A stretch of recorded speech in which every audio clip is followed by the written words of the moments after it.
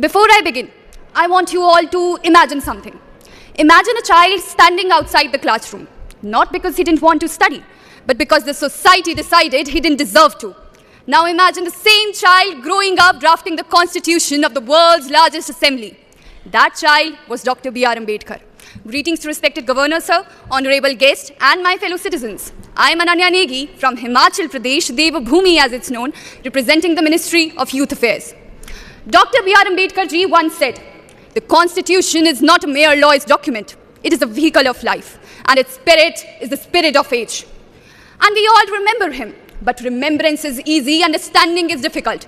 Because if we truly understood him, we wouldn't reduce his legacy to just one day. We proudly say, he gave us the Constitution, he gave us the democracy, he gave us the fundamental rights. But do we remember that he fought against a system that denied him dignity, denied him water, denied him education?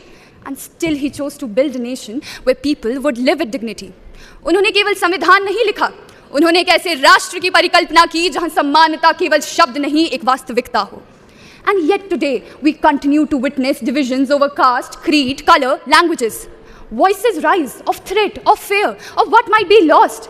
But perhaps the real question is, क्या वास्तव में खतरा हमारी विविधता को है या हमारी उन सोच की सीमाओं को जो हमें एक होने से रोकती है? Our constitution, written by Baba Sahib, did not give us 100 different identities, ladies and gentlemen. It gave us one. It begins with the three immortal words. We the people of India, not we the Hindu, we the Muslim, we the Punjabi, we the Sikh, we the Tamil. We the people of India.